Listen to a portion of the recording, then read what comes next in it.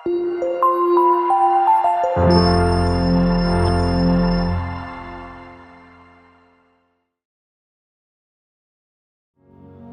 തെസ്സലോനിക്ക അധ്യായം 1. അഭിവാദനം.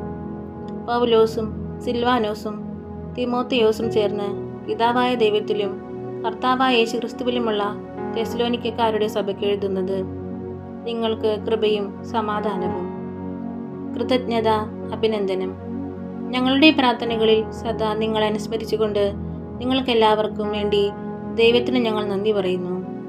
നമ്മുടെ പിതാവായ ദൈവത്തിൻ്റെ മുമ്പാകെ നിങ്ങളുടെ വിശ്വാസത്തിൻ്റെ പ്രവൃത്തിയും സ്നേഹത്തിൻ്റെ പ്രയത്നവും നമ്മുടെ കർത്താവായ യേശുക്രിസ്തുവിലുള്ള നിങ്ങളുടെ ദൃഢമായ പ്രത്യാശയും ഞങ്ങൾ അനുസ്മരിക്കുന്നു. ദൈവത്തിൻ്റെ വാത്സല്യ ഭാചനങ്ങളായ സഹോദരരെ, നിങ്ങളെ അവിടുന്ന് തിരഞ്ഞെടുത്തിരിക്കുന്നുവെന്ന് ഞങ്ങൾ അറിയുന്നു. എന്തെന്നാൽ ഞങ്ങൾ നിങ്ങളെ സുവിശേഷം അറിയിച്ചത് വചനത്തിൽ മാത്രമല്ല, ശക്തിയിലും പരിശുദ്ധാത്മാവിലും ഉത്തമമായ ബോധ്യത്തോടെയും എത്രേ. നിങ്ങളുടെ ഇടയിൽ നിങ്ങൾക്ക് വേണ്ടി എങ്ങനെയാണ് ഞങ്ങൾ വർത്തിച്ചിരുന്നതെന്ന് നിങ്ങൾക്കറിയാമല്ലോ. നിങ്ങൾ ഞങ്ങളെയും കർത്താവിനെയും അനുകരിക്കുന്നവരായി.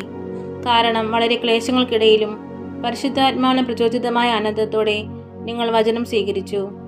അങ്ങനെ നിങ്ങൾ മക്കദോനിയായിലും അക്കായയിലുമുള്ള വിശ്വാസികൾക്കെല്ലാം മാതൃകയായിരിക്കുന്നു.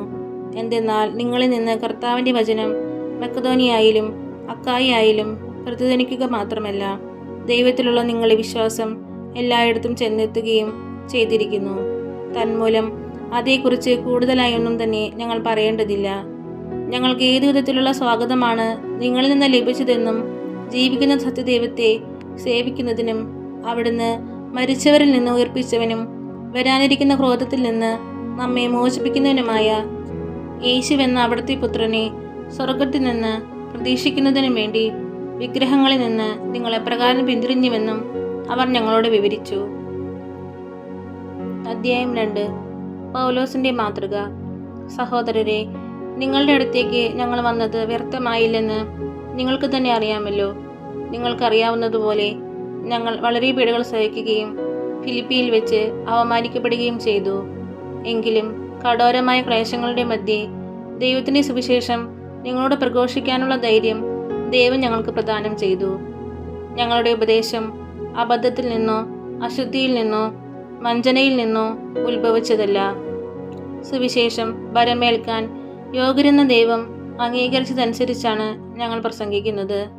ഇത് മനുഷ്യരെ പ്രീതിപ്പെടുത്താനല്ല, ഞങ്ങളുടെ ഹൃദയങ്ങൾ പരിശോധിക്കുന്ന ദൈവത്തെ പ്രീതിപ്പെടുത്താനാണ്.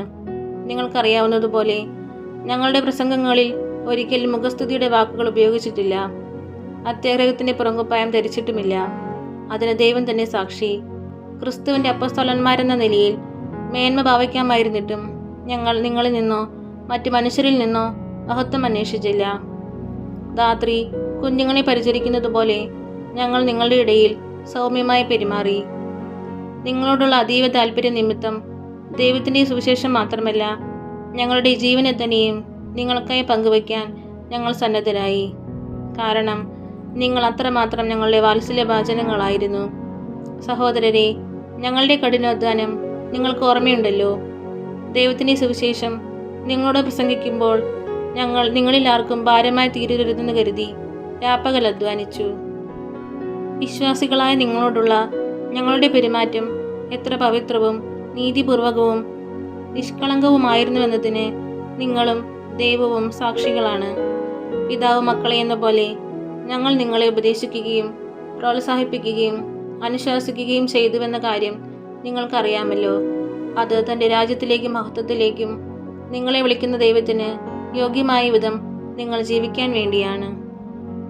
സഹനത്തിൽ ഭാഗഭാഗിത്വം.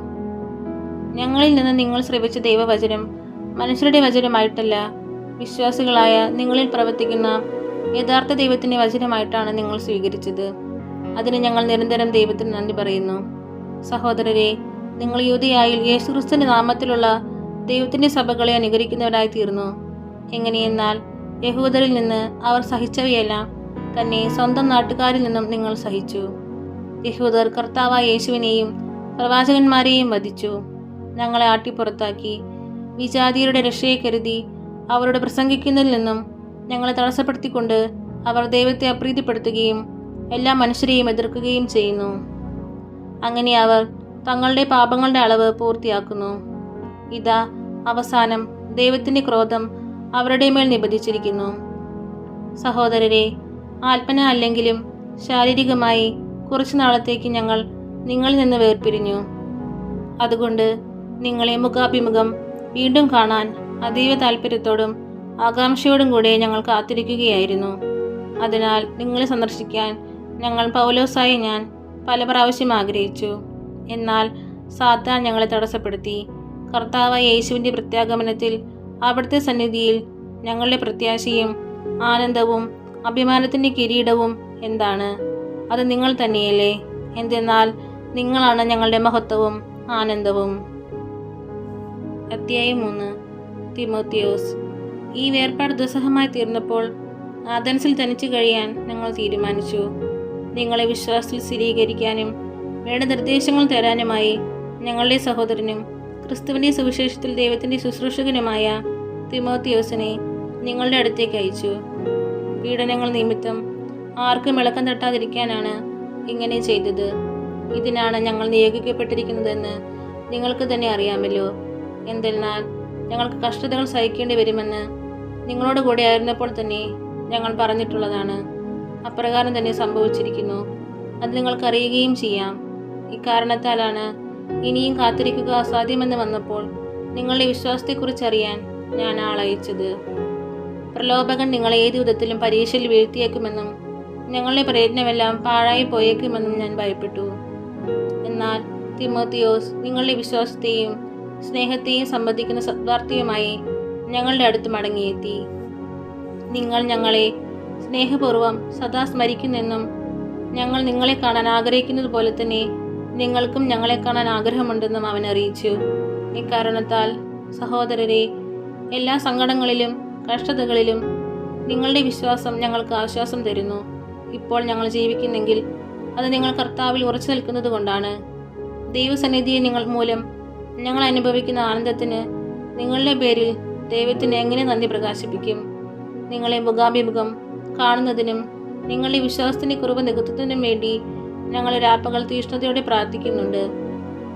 നമ്മുടെ പിതാവായ ദൈവം തന്നെയും നമ്മുടെ കർത്താവായ യേശുവും നിങ്ങളുടെ അടുത്തേക്ക് ഞങ്ങളെ നയിക്കട്ടെ. ഞങ്ങൾക്ക് നിങ്ങളോടുള്ള സ്നേഹം പോലെ നിങ്ങൾക്ക് തമ്മിലും മറ്റെല്ലാവരോടുമുള്ള സ്നേഹം വളർന്ന് സമൃദ്ധമാകാൻ കർത്താവ് ഇടവരുത്തട്ടെ.